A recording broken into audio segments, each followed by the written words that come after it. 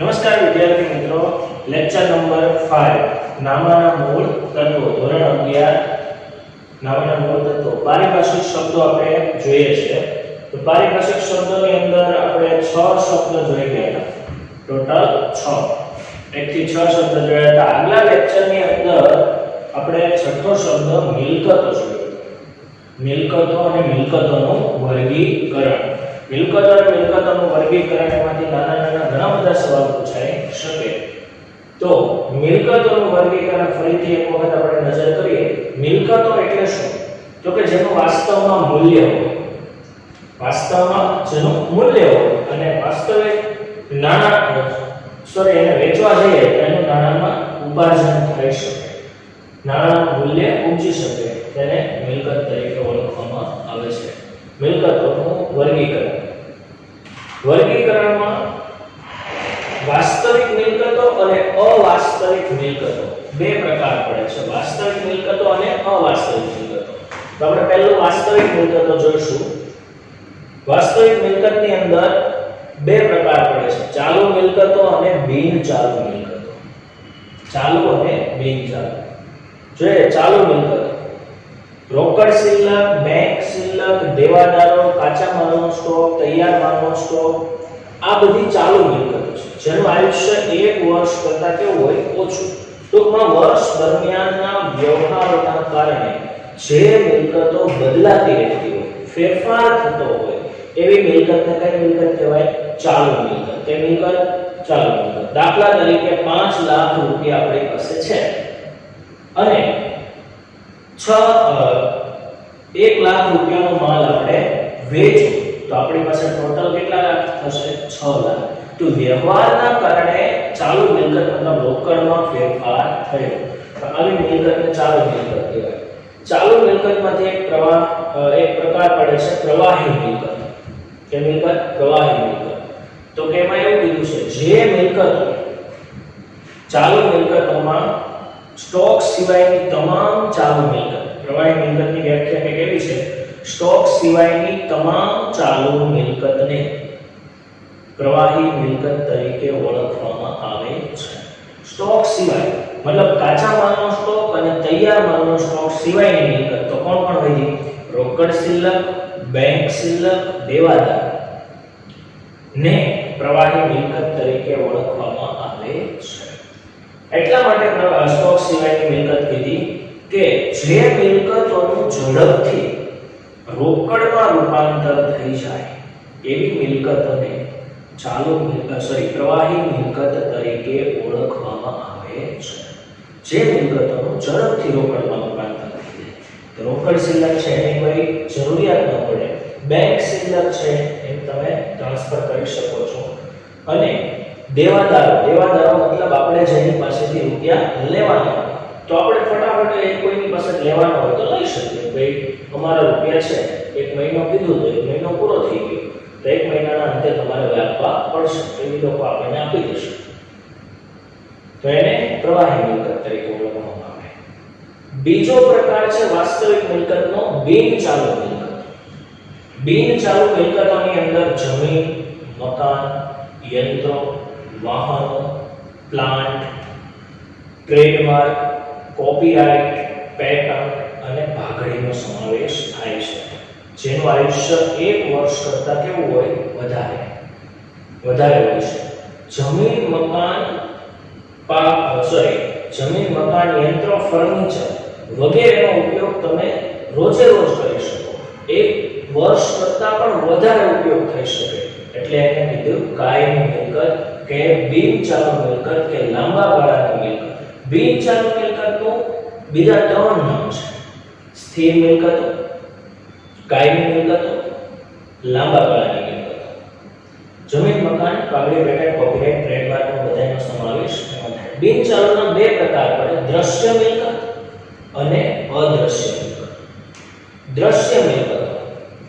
દ્રશ્ય મિલકતોમાં કેવી મિલકતો હોય? તો કે જે મિલકતોને આપણે જોઈ શકીએ છીએ, જેને આપણે સ્પર્શી શકીએ છીએ. તો એવી કઈ મિલકત?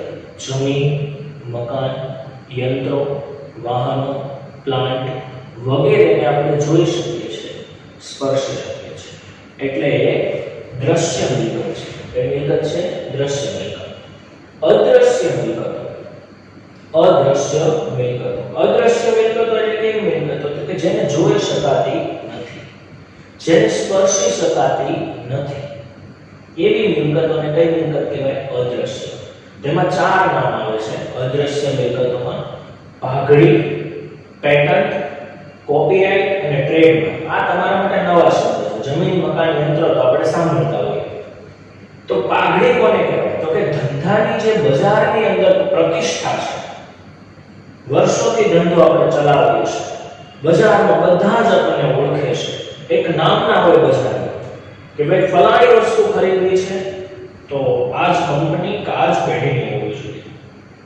એટલે દાખલા તરીકે આપણે ઉદાહરણ તરીકે લઈએ તો સૌથી સસ્તું બિગ બજાર, આપણે એમ નામ આપતા હોઈએ છીએ. ભાઈ મૂવી જોવા જાવ તો વીઆર મોલમાં જાવ.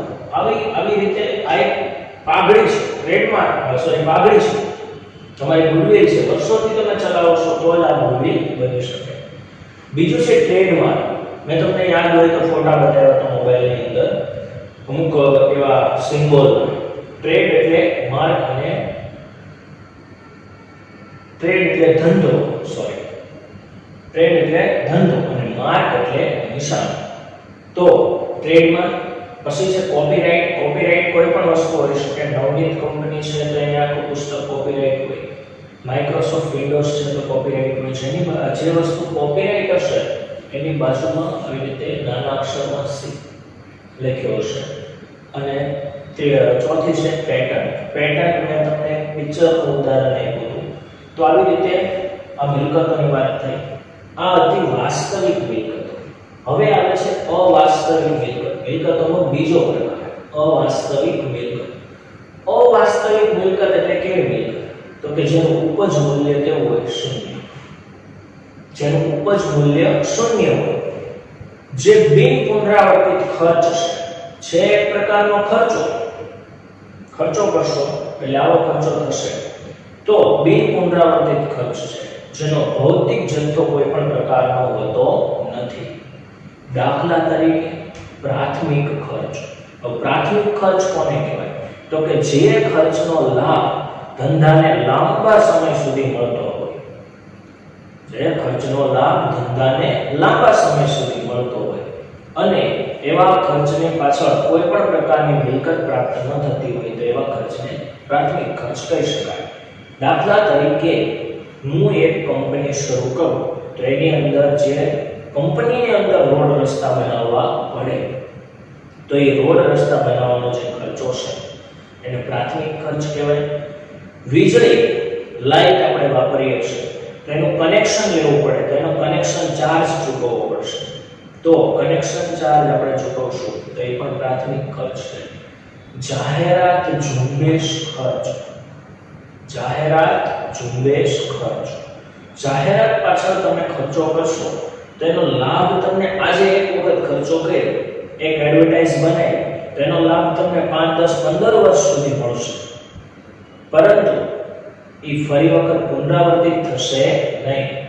એના એ જ ખર્ચમાં આપણે સમજી લો શાહરૂખ ખાનને એડવર્ટાઇઝ માટે ઉતાર્યો હોય તો આજે 5 કરોડ રૂપિયા આપ્યા, 5 વર્ષ 10 વર્ષ સુધી લાભ મળશે. 10 વર્ષ પછી પાછો જ આ એડવર્ટાઇઝ મફતમાં ઉતારશે ને તરત જ એની ફીસ લેશે. એટલે આ એક પ્રકારની અવાસ્તવિક મિલકત છે જેનું વાસ્તવમાં કોઈ મૂલ્ય હોતું નથી. વાસ્તવિક મિલકત એટલે વાસ્તવમાં જેનું મૂલ્ય હોય, આ વાસ્તવિક મિલકત. આ ફર્નિચર એનું વાસ્તવમાં મૂલ્ય છે, વેચવા જાવ 5-10 હજાર રૂપિયા આવે. આવી મિલકતો એટલે કે અવાસ્તવિક મિલકત જેને વેચવા જાવ કાંઈ આવશે નહીં. આ હતું મિલકતોનું વર્ગીકરણ જે આપણે આગલા લેક્ચરમાં જોયું. રેડી? તો આ થોડું પુનરાવર્તન. તો આપણે 7મો મુદ્દો હવે એવા છે આવકો. તો આવક થવાના ઘણા બધા સ્ત્રોત હોય છે ધંધાની અંદર. ઘણી બધી રીતે આવક થઈ શકે. પહેલું, માલ વેચીને, વસ્તુ વેચીને આવક થઈ શકે. નંબર 2, તમે અન્ય ધંધાની વસ્તુ વેચાવી દો તો તમને દલાલીના રૂપિયા મળશે. દલાલીના રૂપિયા, દલાલી કમિશન ના રૂપિયા મળશે. તમે કોઈ ધંધો ભાડેથી આપશો તો ભાડાની આવક પ્રાપ્ત થશે.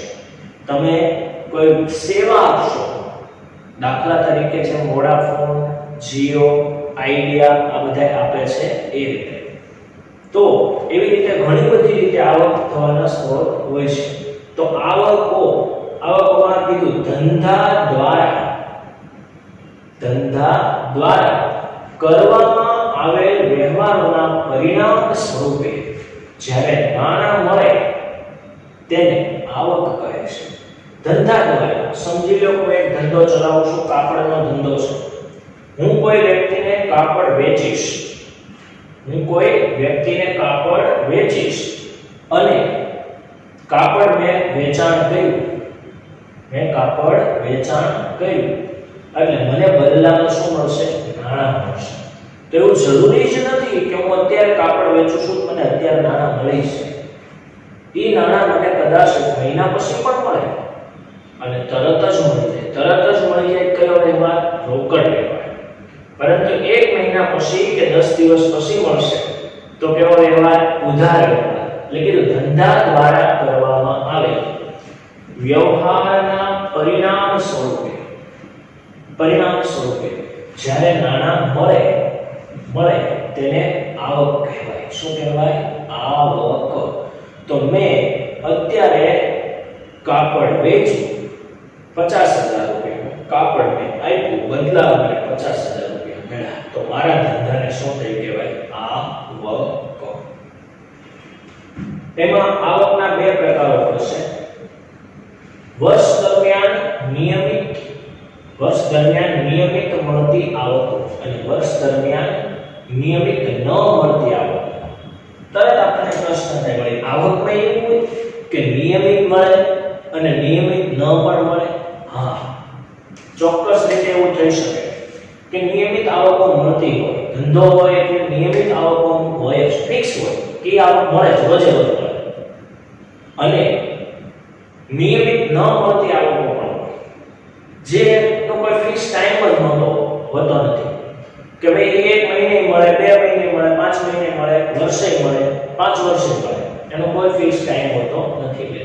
એ સમયના આધારિત એના ભાગ પાડવામાં આવ્યા છે, મળવાના આધારિત ભાગ પાડવામાં આવ્યા છે. વર્ષ દરમિયાન નિયમિત મળતી આવકો અને વર્ષ દરમિયાન નિયમિત ન મળતી આવકો. એટલે કીધું આવકના કેટલા પ્રકારો છે? 2. મૂડી આવક અને મહેસૂલી આવક. એક ગુણમાં પ્રશ્ન પૂછે ભાઈ આવકના કેટલા પ્રકારો છે? તો 2. મૂડી આવક અને મહેસૂલી આવક. મૂડી આવક, આ પ્રકારની આવક નિયમિત રીતે મળતી નથી. હું કીધું આ પ્રકારની આવક નિયમિત રીતે મળતી નથી, એટલે મૂડી આવક કહેવાય. જે આવક આપણને નિયમિત રીતે ન મળે. તો હવે તરત આપણને એમ થાય વળી એવી કઈ આવકો છે? આગળ, આ પ્રકારની આવક મિલકત ના વેચાણમાંથી પ્રાપ્ત થાય. આ પ્રકારની આવક કેમાંથી પ્રાપ્ત થાય? મિલકતના વેચાણમાંથી. આપણી પાસે મિલકત કઈ હોય? જમીન, મકાન, યંત્ર, વાહનો, પ્લાન્ટ, ફર્નિચર વગેરે. આ પ્રકારની આવક નિયમિત રીતે નથી મળતી. જોજો, આ પ્રકારની આવક મિલકત વેચાણમાંથી પ્રાપ્ત થાય. કેમાંથી પ્રાપ્ત થાય? મિલકત વેચાણમાંથી. તો તમે વિચારો, રોજે રોજનું ધંધામાંથી ફર્નિચર, જમીન, મકાન, યંત્રો એવું વેચાતું હશે? નહીં. તમે કાપડનો ધંધો કરો છો તો એક દિવસ ફર્નિચર વેચી નાખો, એક દિવસ દુકાન વેચી નાખો, એક દિવસ જમીન એની છે એ વેચી નાખો, તો ધંધો ચાલે? ન ચાલે. તરત જ શું થઈ જાય? બંધ થઈ જાય. તરત જ બંધ થઈ જશે. એટલે કીધું આ પ્રકારની આવક મિલકતના વેચાણમાંથી પ્રાપ્ત થાય. તો સમજી લો કે ઘણી વખત એવું ધંધામાં બને કે આપણે કાપડના વેપારી છીએ, તો કાપડ આપણે વેચીએ છીએ, તો ફર્નિચર આપણે વધારે પડ્યું છે. ફર્નિચર આપણે પહેલા મોટી દુકાન હતી, હવે થોડી નાની કરી નાખી, અથવા તો દુકાન નાની હતી ને મોટી થઈ, તો જે ફર્નિચર જૂનું છે એને હવે આપણે કોઈ જરૂર છે નહીં, તો એને પડ્યું એને કઈ વધારો થશે નહીં, એટલે તરત આપણે એને વેચી નાખશું.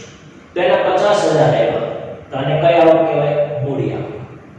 આપણે સમજી લો કે 50 ફૂટની દુકાન હતી અને હવે 100 ફૂટની થઈ, તો ફર્નિચર તો ઓલું ચાલશે નહીં, નવું ફર્નિચર બનાવવું પડશે, એટલે વેચી નાખી. અથવા તો 100 ફૂટની દુકાન હતી, વચ્ચે દિવાલ કરી, 50 ફૂટની દુકાન વેચી નાખી, 50 ફૂટમાં કાપડની દુકાન આપણે ચલાવવાની છે. તો જમીન મકાન વેચાણ આવું રોજ રોજ થશે નહીં? થાય. કારણ કે ક્યારે પછી આવું થાય? જો રોજ રોજ આવું કરશો એટલે ધંધો ચાલશે નહીં. ધંધો નહીં હોય તો હિસાબની કોઈ જરૂર નથી, અને ધંધો નહીં હોય તો આવક નહીં હોય, આવક નહીં હોય તો હિસાબ નહીં હોય. તો એવી રીતે મિલકતો વેચાય ત્યારે જે આવક પ્રાપ્ત થાય એને કઈ આવક કહેવાય? મૂડી આવક કહેવાય. દાખલા તરીકે મિલકતો જમીન મકાનના વેચાણમાંથી પ્રાપ્ત થતી આવકો. ઘણી વખત લોન લઈને આવક મેળવવી, લોન બેંક પાસેથી, એ પણ મૂડી આવક જ કહેવાય, કારણ કે એ લાંબા સમયે પરત કરવાની હોય અને એ રોજ રોજ ન મળે. ડિબેન્ચર શબ્દ તમે કદાચ નહીં સાંભળ્યો હોય, પહેલી વખત તમારી સામે આવતો હશે. કંપની ડિબેન્ચર બહાર પાડે, મતલબ કંપની આપણી પાસેથી વ્યાજે રૂપિયા લઈ જાય, તો એ પણ મૂડી આવક છે કંપની માટે. મહેસૂલી આવક, બીજો પ્રકાર આવકનો મહેસૂલી આવક. આ પ્રકારની આવકનો પ્રવાહ વર્ષ દરમિયાન રહેવા પામે છે. આ આવકોના આધારે જે તે વર્ષમાં કમાયેલ નફા અથવા નુકસાન અંગે જાણકારી મળે છે. આ આવકનો પ્રવાહ સતત રહેવા પામે છે, વર્ષ દરમિયાન રહેવા પામે, રોજે રોજ આવ્યા કરે. તો તમે સમજી ગયા છો કેવી આવક હોય. પહેલું તો માલનું વેચાણ, કાપડની દુકાન ચલાવો છો, કાપડ વેચાય, આવક થઈ. એક જોડી કોઈ લઈ ગયું, કોઈ 2 જોડી લઈ ગયું, કોઈ 5 લઈ ગયું, કોઈ 25 લઈ ગયું, કોઈ 10 લઈ ગયું. આવું દિવસ દરમિયાન શરૂ થયું. અત્યારે નહીં રહે, કારણ કે લોકડાઉન ગયું એટલા માટે. પણ જ્યારે રેગ્યુલર બધા ધંધા ચાલતા હશે ત્યારે કોઈ પણ દુકાનદાર હશે એને વસ્તુનું વેચાણ રેગ્યુલર થતું હશે, અને વસ્તુનું વેચાણ થતું હશે તો ત્યારે એટલે કીધું આ પ્રકારની આવકનો પ્રવાહ વર્ષ દરમિયાન રહેવા 365 દિવસ ચાલ્યા એટલે રહેવા પામે. આ આવકોના આધારે જે તે વર્ષ કમાયેલ નફા અથવા નુકસાન અંગે જાણકારી મેળવી શકાય. તો રોજ કાપડ વેચાતું હોય, રોજ પૈસા આવતા હોય, તો આવી આવકો અને કમાણીના આધારે આપણે શું નક્કી કરી શકીએ? નફા અથવા તો નુકસાન અંગે જાણકારી મેળવી શકાય છે. આ પ્રકારની આવકમાં માલનું વેચાણ, માલ કોને કહેવાય? ફરી વખત એક વખત કહી દઉં, લગભગ બધા લેક્ચરમાં આની ચોપડ કરું છું. માલ એટલે તમે જે પ્રકારનો ધંધો ચલાવો છો એ પ્રકારની વસ્તુ તમારા ધંધામાં હશે. પહેલું કાપડનો ધંધો, તો તમામ પ્રકારનું કાપડ, લાલ, પીળું, કાળું વગેરે, તો એ તમારા માટે માલ હશે. તમે હાર્ડવેરનો ધંધો કરો છો તો એની અંદર જે કાંઈ સામાન હોય તો એને માલ કહી શકાય. તમે કોઈ એવી દુકાન ચલાવો છો કરિયાણાની, તો એની બધી અંદર વસ્તુ જે આઈટમો હોય છે એ પણ માલ કહેવાશે. આમ અલગ અલગ પ્રકારના ધંધાની અંદર અલગ અલગ વસ્તુ હોય છે જેને માલ તરીકે ધંધાકીય વ્યવહારમાં ઓળખવામાં આવે છે.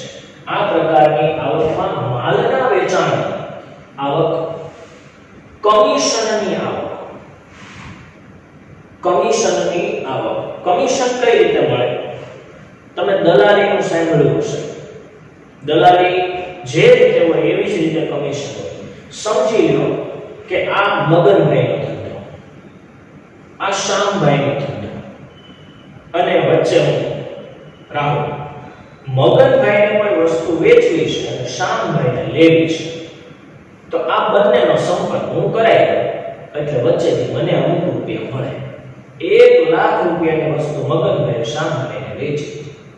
શામભાઈ 1 લાખ રૂપિયા આને આપશે એટલે મને એમાંથી 2% રકમ મળી. જે એ તો નક્કી થાય કે ભાઈ દલાલીના કમિશનના કેટલા ટકા, તો કે ભાઈ હું કહું 2%, વાત વાંધો નહીં 2%. ઈ કહેશે 2% તો 5%, તો એ 5%. 2% રકમ મતલબ મને કેટલા રૂપિયા મળ્યા? 2000. તો એને કમિશનની આવક કહેવાય. તો આવું પણ કામ રોજે રોજ કરવું હોય. તમે વર્ષ દરમિયાન ઘણી વખત કમિશનના ધંધા કરતા હો. ભાડાની આવક, તમે ધંધો ચલાવો છો, ત્યાં કોઈને દુકાન ભાડે આપી, કોઈને આગળની જગ્યા ભાડે આપી, તો એ આવક રોજે રોજની કહેવાય. એટલે વર્ષ દરમિયાનની આવક કહેવાય. એટલે મહેસૂલી આવક. આ પ્રકારની આવક વારંવાર ઊભી થાય. આવી આવક વારંવાર ઊભી થાય. માલનું વેચાણ હોય, કમિશન હોય, દલાલી હોય, ભાડા હોય વગેરે વારંવાર ઊભી થાય. મહેસૂલી આવકને મહેસૂલી ઉપજ પણ કહે છે. મહેસૂલી આવકને શું કહેવાય? મહેસૂલી ઉપજ. મહેસૂલી આવકને મહેસૂલી ઉપજ અને આવક આમ તો બંને સેમ છે. પણ ઉપજ ત્યારે કહેવાય જ્યારે વસ્તુ વેચાય, અને આવક ત્યારે કહેવાય જ્યારે નાણાં મળે. પણ બંને એક પણ કહી શકાય. તો એટલે સુધી આપણે રાખીએ. ફરી એક વખત આવકોને જોઈ લઈએ. આવકો ધંધા દ્વારા કરવામાં આવેલ વ્યવહારના પરિણામ સ્વરૂપે જ્યારે નાણાં મળે તેને આવક તરીકે ઓળખવામાં આવે. તો ધંધાએ જે વ્યવહાર કર્યો, મેં વસ્તુ વેચી, બદલામાં મને નાણાં મળ્યા, એના પરિણામ સ્વરૂપે તો આવક કહેવાય. વર્ષ દરમિયાન નિયમિત મળતી આવક, રેગ્યુલર મળતી આવકો, આજે મળી, કાલે મળશે, પરમ દિવસે મળશે, ટૂંકમાં મહિનાના 30 દિવસે 30 દિવસ મળશે, અને એક વર્ષના 12 મહિના 365 દિવસ મળતી નિયમિત મળતી આવકો. વર્ષ દરમિયાન નિયમિત ન મળતી આવક, ઘણી આવકો એવી હોય કે જે નિયમિત મળતી નથી. આવકને મળવાના આધારે કે સમયના આધારે બે પ્રકાર પાડી શકાય. આવકના બે પ્રકારો. મૂડી આવક પહેલું છે મૂડી આવક. આ પ્રકારની આવક નિયમિત રીતે મળતી નથી. આ પ્રકારની આવક નિયમિત રીતે મળતી નથી. આ પ્રકારની આવક મિલકતના વેચાણમાંથી પ્રાપ્ત થાય, એટલે નથી નિયમિત મળતી. જોજો, જે મિલકતના વેચાણમાંથી પ્રાપ્ત થાય તો તમે રોજે રોજ કઈ મિલકતનું વેચાણ કરશો નહીં. આજે ફર્નિચર વેચી નાખ્યું, કાલે યંત્ર વેચી નાખ્યા, પરમ દિવસે જમીન વેચી નાખી, મકાન વેચી નાખ્યું, તો તમારો ધંધો ચાલશે નહીં. એટલે મિલકત વેચાણમાંથી પ્રાપ્ત થતી હોય આવકને કઈ આવક કહેવાય? મૂડી આવક. દાખલા તરીકે મિલકતો, જમીન, મકાન ના વેચાણમાંથી જે આવક પ્રાપ્ત થાય કઈ આવક કહેવાય? મૂડી આવક. એટલે આવી આવક રોજે રોજ મળતી નથી. મહેસૂલી આવક. કઈ આવક? મહેસૂલી આવક. આ પ્રકારની આવકનો પ્રવાહ વર્ષ દરમિયાન રહેવા પામે. વર્ષ દરમિયાન સતત મળ્યા આ આવકના આધારે જે તે વર્ષમાં કમાયેલ નફા કે નુકસાન અંગેની જાણકારી મળી શકે. રોજે રોજની આવક અને રોજે રોજના ખર્ચા. રોજે રોજની આવકો, રોજે રોજના ખર્ચા. આવકોમાંથી ખર્ચા બાદ કરતા જે રકમ વધે એને શું કહેવાય? નફો. અને ખર્ચા બાદ કરતા જો આવકો ઘટે તો એને શું કહેવાય? નુકસાન. આ પ્રકારની આવકમાં માલના વેચાણની આવક, કમિશનની આવક, ભાડાની આવક વગેરેનો સમાવેશ થાય છે. આ પ્રકારની આવક વારંવાર ઊભી થાય છે. મહેસૂલી આવકને મહેસૂલી ઉપજ પણ કહે છે. મહેસૂલી આવકનું બીજું નામ મહેસૂલી ઉપજ પણ કહે છે. તો વિદ્યાર્થી મિત્રો, અહીં સુધી આપણે આજે રાખીશું. બાકીનું આપણે આગલા લેક્ચરની અંદર જોશું. આભાર.